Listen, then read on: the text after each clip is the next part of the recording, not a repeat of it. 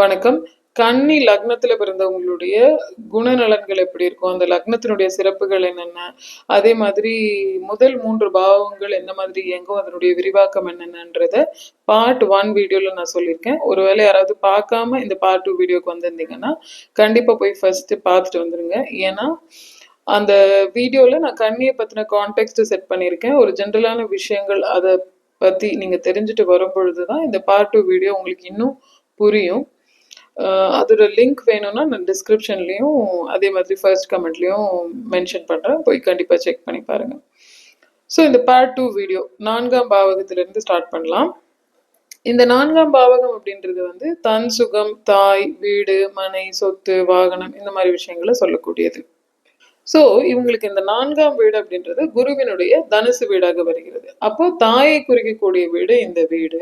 மேலும் காலபுருஷனுக்கு இது 9ஆம் வீடு, அதாவது காலபுருஷனின் தந்தையை குறிக்கக்கூடிய ஸ்தானமாக இது வர்றதுனால இவங்க தாய் தந்தையர்களை மதிச்சு வணங்கும் பொழுது கண்டிப்பா இவங்க வாழ்க்கையில பொருளாதார ரீதியில வீடு, மனை, சொத்து, சுகம்ன்ற ஆஸ்பெக்ட்ல முன்னேற முடியும்.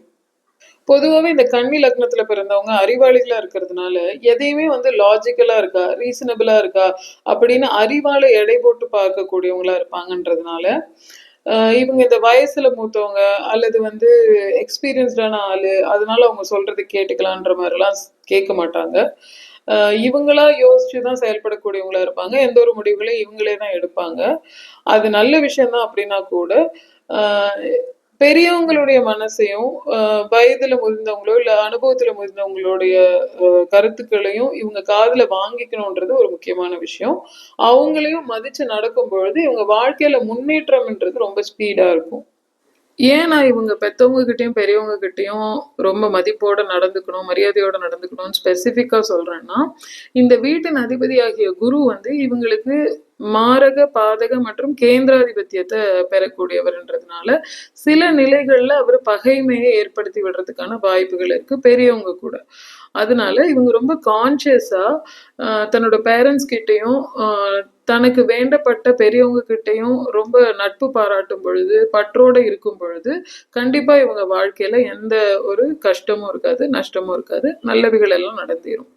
அடுத்ததாக புத்திரம், குலதெய்வம், தெய்வானுகூலம், ஐக்கியூ இதெல்லாத்தையும் பத்தி சொல்லக்கூடிய 5ஆம் வீடு இவங்களுக்கு மகர வீடு, சனி பகவானுடைய ராசி.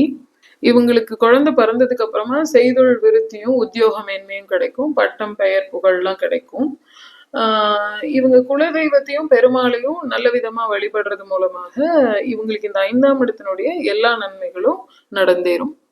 அடுத்ததாக இவங்களுக்கு கடன், நோய் எதிரி மற்றும் உத்தியோகத்தை குறிக்கக்கூடிய 6ஆம் வீடுன்றது சனி பகவானுடைய கும்ப வீடு. இவங்களுக்கு உத்தியோகன்றது கண்டிப்பா இருக்கும், அதுல எந்த தடையும் இருக்காது. நிறைய பேர் ரிட்டையர்மெண்ட்டுக்கு அப்புறமா கூட, அதாவது வயதான காலங்கள்ல கூட அவுட் ஆஃப் இன்ட்ரெஸ்ட் இவங்க வேலை செஞ்சுக்கிட்டு இருப்பாங்க. அடுத்ததா இவங்க ஏதாவது போட்டியில கலந்துக்கிறாங்க அப்படின்னா இவங்களுக்கு கண்டிப்பா வெற்றின்றது உண்டு. ஏன்னா இது காலபுருஷனுடைய 11ஆம் வீடாகவும் வர்றதுனால போட்டி, ஏதாவது வம்பு வழக்கு ஏதாவது இருந்ததுனாலும் இவங்க சைட்ல ஜெயிக்கிறதுக்கான அமைப்புகள் தான் அதிகம். அடுத்ததாக இவங்களுடைய 7ஆம் வீடு, அதாவது களத்திரம் என்று சொல்லக்கூடிய வாழ்க்கை துணை, பிசினஸ் பார்ட்னர்ஸ், வாழ்க்கையில இவங்க சந்திக்கக்கூடிய நபர்களை பற்றி சொல்லக்கூடிய இந்த 7ஆம் வீடு வந்து மீனம். இது காலபுருஷனுடைய 12ஆம் வீடு. நான் ஏற்கனவே சொன்ன மாதிரி இந்த குருன்றவர் வந்து சில நிலைகள்ல இவங்களுக்கு சாதகமா செயல்பட மாட்டாரு அப்படின்றதுனால இவங்க வாழ்க்கை துணை கூட சின்ன சின்ன ஆர்கியூமெண்ட்ஸ், மிஸ் அண்டர்ஸ்டாண்டிங்ஸ்ன்றது தவிர்க்க முடியாம பண்ணிக்கிட்டு தான் இருப்பாங்க. அதனால இவங்களோட ஓன் ஜாதக அமைப்புகளை தெரிஞ்சு வாழ்க்கை துணையோட அட்ஜஸ்ட் பண்ணி விட்டு கொடுத்து போக வேண்டியது மிக அவசியம். அதே போல இவங்க லக்னாதிபதி புதன் இந்த ஸ்தானத்தில் நீசமடைவார் அப்படின்றதுனால இவங்களுக்கு காம்ப்ரமைஸ் பண்றதுக்கெல்லாம் தெரியும். அதாவது எந்த இடத்துல மடங்கி போகணும், அடங்கி போகணும் அப்படின்றதெல்லாம் தெரிஞ்சிருக்கக்கூடியவங்க தான்றதுனால அந்த பிரம்மாஸ்திரத்தை எப்பவுமே மேரேஜ் லைஃப்ல யூஸ் பண்ணி ஒரு ஸ்மூத்தான லைஃபை லீட் பண்ணுன்றது என்னுடைய கருத்து. அதாவது ஊடுதல் காமத்திற்கின்பம் அதற்கின்பம் கூடி முயங்க பெறின் அப்படின்னு திருவள்ளுவர் எழுதியிருக்காரு இல்லையா, அதற்கிணங்க இவங்க வந்து ஊடலுக்கு பின்னாடி எப்படி தாஜா பண்ணும், காம்ப்ரமைஸ் பண்ணும் அப்படின்றத தெரிஞ்சு வச்சிருக்க கூடியவங்களா தான் இருப்பாங்க. அதனால கவலைப்படுறதுக்கு ஒன்றும் இல்லை. அடுத்ததா இவங்களுக்கு இந்த ஸ்தானத்துல உச்சமடையக்கூடிய கிரகம் யாருன்னு கேட்டீங்கன்னா தன பாக்யாதிபதி, அந்த சுக்கிரன் வந்து தன பாகியாதிபதியா இவங்களுக்கு வர்றதுனால இவங்களுக்கு லைஃப் பார்ட்னர் வந்ததுக்கு அப்புறமா இந்த லக் ஃபேக்டர்ன்றது நல்லா ஒர்க் அவுட் ஆகும். அதே மாதிரி வாழ்க்கையில ஒரு பெரிய முன்னேற்றம், முக்கியமா பொருளாதார ரீதியான மாற்றங்கள் வந்து ஆஃப்டர் மேரேஜ் இவங்களுக்கு நிகழும்.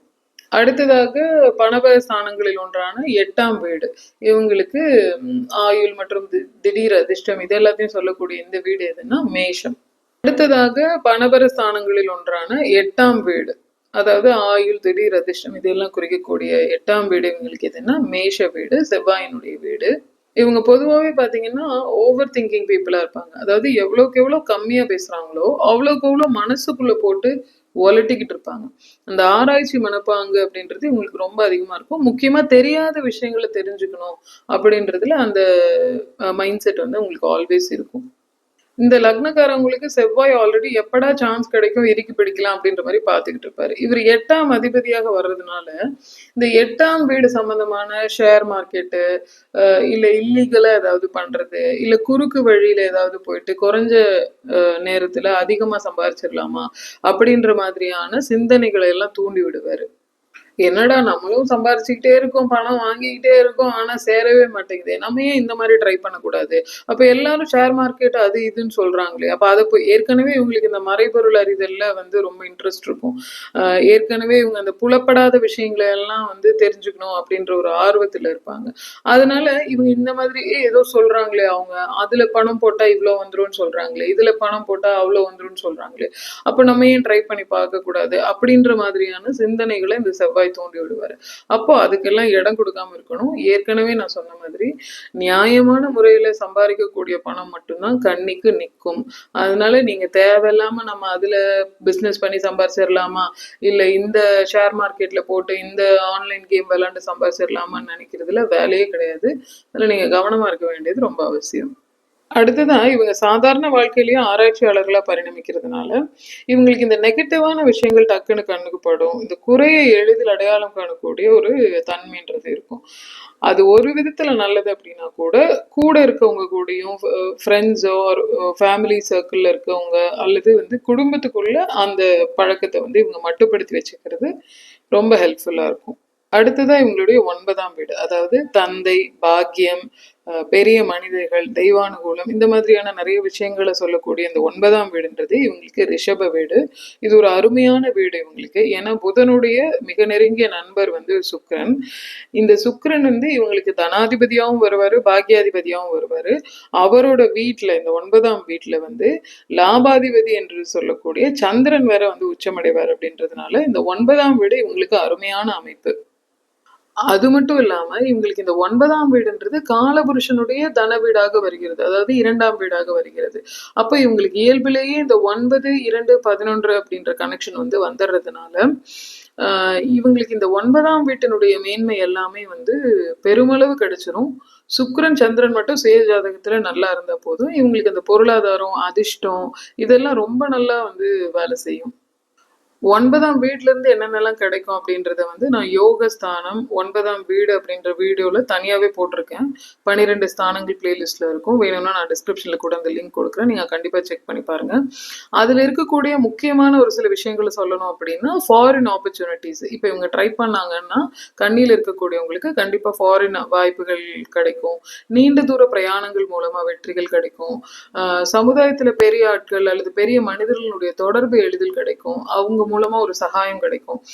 ஒரு உதாரணத்துக்கு சொல்லணும்னா இவங்களுக்கு ஏதாவது ஒரு டாக்குமெண்ட் வாங்கணும், அதுக்கு யாராவது பெரிய ஆட்களுடைய கையெழுத்து, சமூகத்துல இருக்கக்கூடிய ஒரு அதிகாரியோட கையெழுத்து வேணும் அப்படின்னா இவங்க ஈஸியா போய் அணுகி வாங்கிட முடியும். முக்கியமா இவங்க தெரிஞ்சு வச்சிருக்கக்கூடிய ஆட்களே வந்து பழகக்கூடிய ஆட்களே பாத்தீங்கன்னா ஒரு முக்கியமான இடத்துல இருக்கக்கூடிய ஆட்களா தான் இருப்பாங்க. அதே மாதிரி உயர்கல்வியை குறிக்கக்கூடியது இந்த ஸ்தானம் தான். இவங்க வந்து மென்மேலும் படிக்கணும், டிகிரி வாங்கணும்னா கண்டிப்பா பண்ண முடியும். அது மட்டும் இல்லாம இவங்க எப்பவுமே வந்து தன்னுடைய கல்வி அறிவை வளர்த்துக்கிட்டே இருக்கக்கூடிய மனப்பாங்குடையவங்களா தான் இருப்பாங்க. பிகாஸ் ஆஃப் திஸ் 9வது ஸ்தானம். அடுத்ததா கர்மஸ்தானம், ஜீவனஸ்தானம் என்று சொல்லக்கூடிய தொழிலை குறிக்கக்கூடிய 10ஆம் வீடு. இதனுடைய அதிபதியும் இவங்களுக்கு புதன் தான். இவங்க லக்னாதிபதியே தான் 10 கூடையவரும் ஆவாரு. அடுத்ததாக கர்மஸ்தானம், தொழில் ஸ்தானம், ஜீவனஸ்தானம் என்று சொல்லக்கூடிய இந்த 10ஆம் வீடு, 10ஆம் வீட்டினுடைய அதிபதி இவங்களுக்கு புதன். நான் பார்ட் 1 வீடியோவோட ஆரம்பத்திலேயே சொன்ன மாதிரி இவங்க வந்து தொழிலையும் உழைப்பையும் தான் கண்ணாகவே கருதுவாங்க. ரொம்ப ஒர்க்கஹாலிக்கா இருப்பாங்க. அதை உறுதிப்படுத்துறதுக்கு பல ஆஸ்பெக்ட்ஸ்ல இருந்து நம்ம பாயிண்ட்ஸ் எடுக்க முடியும். முதல் பார்த்தீங்கன்னா 10 குடை, அதாவது தொழில் ஸ்தானத்துக்குரிய புதன் வந்து இவங்களுக்கு லக்னாதிபதியும் ஆகி லக்னத்திலேயே உச்சமடைவாரு. 2வது உத்தியோக ஸ்தானத்துக்குரியவர் யாருன்னா சனி பகவான். அவர் வந்து உழைப்பாளி, உழைப்பை குறிக்கக்கூடிய அந்த கிரகம் தான் இவங்களுக்கு தொழில் ஸ்தானாதிபதி, அதாவது உத்தியோக ஸ்தானாதிபதி 6 குடையவராகவே வருவாரு. அந்த 6 குடையவர் பார்த்தீங்கன்னா தன வரவை குறிக்கக்கூடிய ஸ்தானத்துல வந்து உச்சமடைவாரு. இந்த மாதிரி பாயிண்ட்ஸ் சொல்லிக்கிட்டே போகலாம். பட் எல்லாத்தையும் வச்சு நம்ம என்ன சொல்றோம் அப்படின்னா இவங்க வந்து கண்டிப்பா வந்து உழைப்பை விரும்பி செய்யக்கூடியவங்களா இருப்பாங்க. இவங்களுக்கு உத்தியோகம், அதன் மூலமாக வருமானம் அப்படின்றது கண்டிப்பா இருக்கும், கடைசி வரைக்கும் இருக்கும்.